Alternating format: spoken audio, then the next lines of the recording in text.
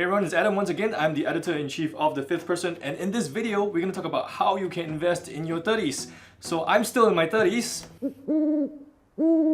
And how you invest in your 30s is going to be very different from how you invest in your 20s. So in your 20s, you're probably a lot more free, just starting out in your career. But in your 30s, you might be buying your first home, you might be getting married, or you might have a very young family as well. So the way you plan your finances and the way you invest has to take all of that into consideration as well. So if you're ready, let's find out how you can invest in your 30s. Alright, let's just dive right into things. So how you can invest in your 30s. So in your 30s, you might be considering a few things, like you might want to get married, you're going to buy your first home, or you might be starting a young family. So because of these commitments and these considerations, the way you're going to invest and manage your money is going to be very different from when you were in your 20s. Alright, so we're going to cover all of that in this video. Now the first thing you want to do is you want to save at least 20 to 30% of your income. So in your 20s, maybe you could save a lot more because you didn't have any commitments. But now in your 30s, because you have a family, a house to pay, maybe kids, it's a lot tougher for you to save money. Alright, but you still want to at least save 20 to 30% of your income, because if you don't even save any money, it's going to be almost impossible for you to invest. For you to invest, you must have some money set aside that you can grow. And without that, you can't invest. So try to save at least 20 to 30% of your income every single month. Alright, so for example, if you're making a salary of $4,000 and then you have expenses like your mortgage, your food, household, transport, and everything else that adds up to that amount, and then you can save, let's just say for example, $1,200 a month. So you can put this aside and start building an investment, some investable funds for you to start investing in the stock market or wherever else you want to invest in. And the other thing is you want to save at least 6 months worth of expenses. So if anything happens to you, maybe you lose your job, touch wood, or just some emergency that you need money for, you at least have 6 months worth to get back on your feet if anything ever happens to you. If 6 months is not enough for you, you can consider stretching this, saving even more money, save up to 12 months, so you'd have a 1 year buffer to get back on your feet if anything ever happens to you and your family. Now the next thing you want to do is you want to insure yourself. Maybe in your 20s insurance wasn't such a big thing. You're young, you're healthy, you don't have any dependents.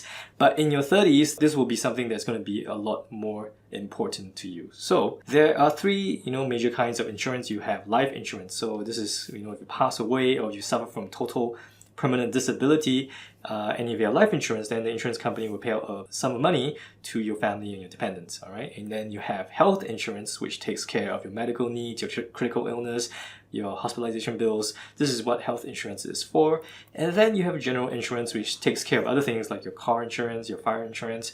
And there's one insurance that I really want to highlight, which is your mortgage insurance. So if anything happens to you and you have mortgage insurance, that insurance will take care of the remaining balance of your mortgage. So I think that's a critical thing, especially if you have a family and dependents. So if you have that, you can at least ensure that your house will not be taken away, and your family will always have a roof over their head. And if you live in Singapore and you have a HDB and you're using your CPF to pay for that mortgage, you'll automatically have this insurance, this mortgage insurance called the home protection scheme. So if you're using your CPF to pay for your HDB flat, you have that already. If not, do consider looking out for mortgage insurance as well. Now the other thing is you want to pay off your debts first. Now it's going to be very difficult for you to invest before you pay off your debts, because some of the interest rates on your debt can be really, really high.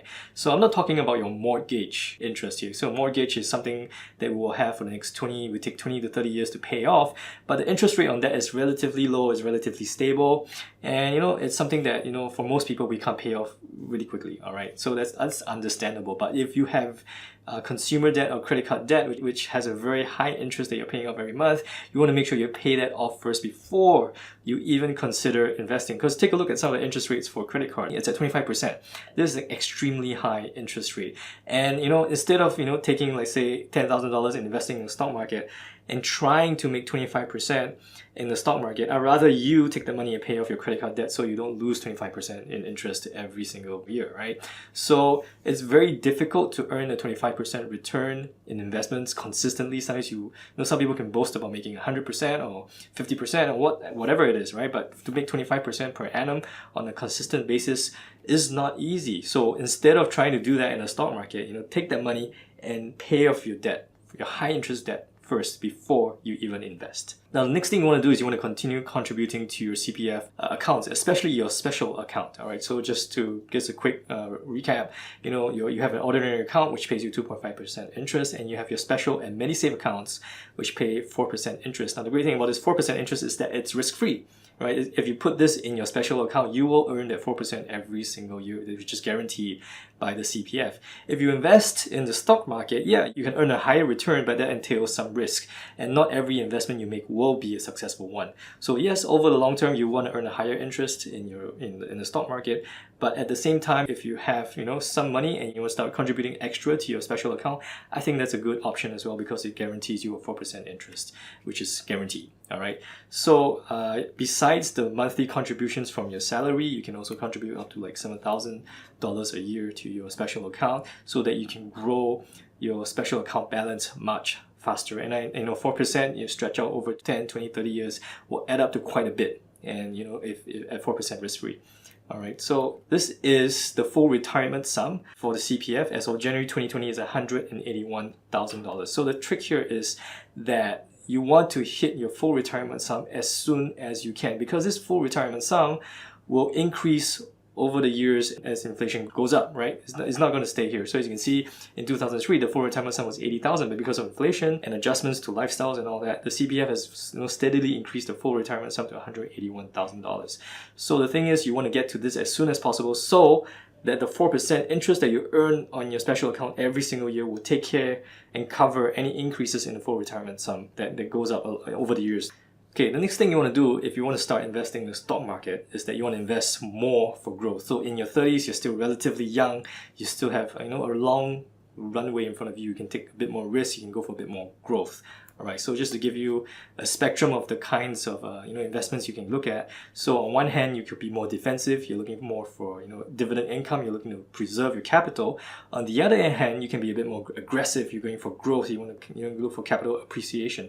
So if you're younger, you can afford to take a bit more risk and go for a bit more growth. So in your 30s, you'll be somewhere there, and maybe someone who's in their 50s or 60s, they probably don't want to take that risk, because if anything happens to them and they end up losing their their retirement account, then they have nothing to retire on, and that's not a great thing, a great situation to be in.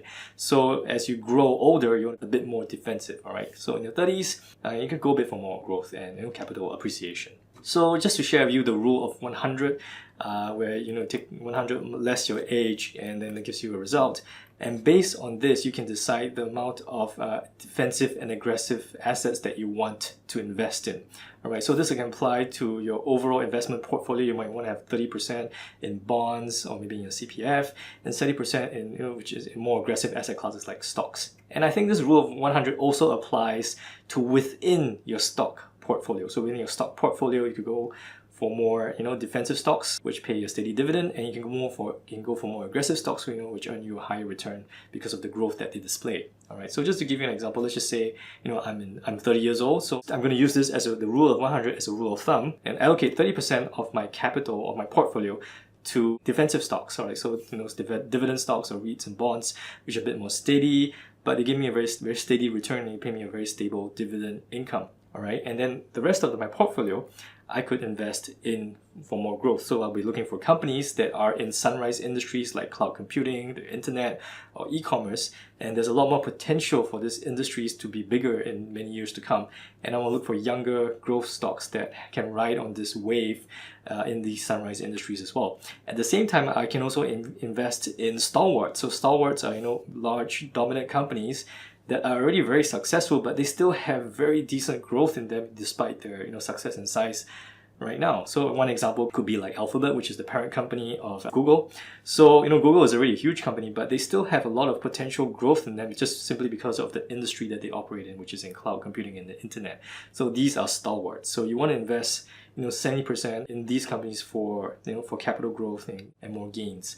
Now, just want to remind you that the rule of 100 is just a rule of thumb. All right, if you're more risk adverse, you might not want to do a 30%, 70% split. You could do a 50-50 thing. It's really up to you, and depends on your investment goals and your risk profile. So another thing I want to point out is that when it comes to income and dividends, Singapore and Hong Kong are examples of stock markets that are really pretty good for dividends because there's a dividend tax-free environment. Any dividends that you earn, you don't have to pay any taxes on them.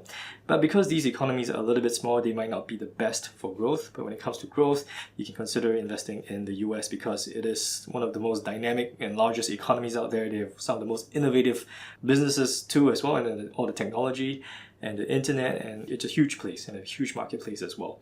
So for growth, you may want to look into those kinds of markets and those kinds of companies.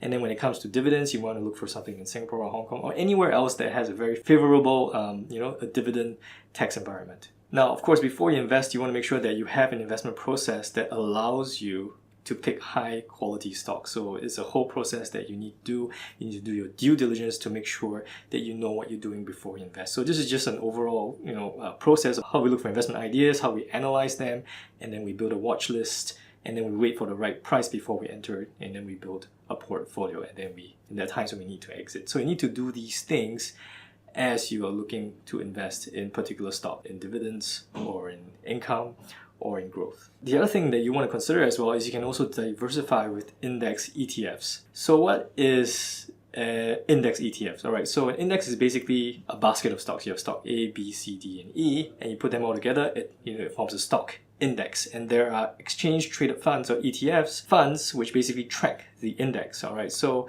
in America, there's one index that's called the S&P 500, and the ETF that follows this is called the SPDR S&P 500 ETF Trust. So it includes some of the biggest and most famous companies in the US and of course in the world as well, so like Apple, Microsoft, Alphabet, Amazon, Facebook. These are all brands that you're familiar with. And when you invest in S&P 500, you're investing in all these big companies and 500 of the best companies in the US in one go. So you don't have to invest in 500 different companies all by yourself. All you need to do is just buy one S&P 500 ETF, and that allows you to diversify immediately. All right, so you can consider this. If you also want to further diversify your portfolio, you can consider using index ETFs. So if you take a look at the performance of the S&P 500 ETF since its inception in 1993, the performance on an annualized basis is 9.44%, which is a very, very decent return for a stock investment. Now, the last step, of course, is you want to set your financial goals. All right, you want to make sure you have an end goal in mind and what you need to do to get there. So let's just say, for example, you're 30 years old right now. This is going to be your 30s, and when you get out of 40s, what you're going to have. All right, so this is going to be 10 years, 30 years to 40 years old. And let's just say you're able to save $1,200 a month, like I shared in my example, and you can invest it at 9% per annum. I'm going to use 9%, which is very similar to what the S&P 500 ETF can get you. So you may be able to do better than this, if you pick your own stocks and you concentrate in more growth companies as well. But just as a baseline, I'm just going to use the S&P 500 9% per annum just as a baseline to calculate the returns. All right. So if you do this and you do it for 10 years, what are you going to get? So over 10 years, if you save $1,200 a month and you invest that at 9% for 10 years, it will grow to $218,000, which is almost $250,000. So I think that is a very good amount to grow in your 30s. And this is just based on if you don't have any principal. Let's just say if you didn't invest in your 20s, and you're starting just from your 30s and you start saving and you start investing at 9% for 10 years, this is what you're going to get. But of course, if you were starting to grow your money already in your 20s and you have a bit more money to start investing right now, this amount would be bigger as well. So really start considering putting money aside. You need to save before you invest and start investing in it and allow your money to grow for you. All right, just to summarize, number one, you want to make sure that you save at least 20 to 30% of your income, because if you don't save, you can't even invest. So that's the first step that you need to do for yourself. Number two is you want to insure yourself. So if anything happens to you, your family and your dependents are taken care of. Number three, you want to pay off your debts. There's no point investing if you have very high interest debt that I'd rather you pay off before you start investing. Number four, you want to contribute to your CPF special account, which pays you 4% guarantee every single year. Over the long term, that will add up to quite a bit. Number five, because you're in your 30s, you can invest more for growth. You still have many years in front of you. You have a long runway, so consider taking more risk, a slightly bit more risk, and investing in companies that allow you to invest for a bit more growth. And number six, of course, you can still consider diversifying with index ETFs, which are, for example, like the S&P 500, which allows you to invest in 500 of the best companies in the US.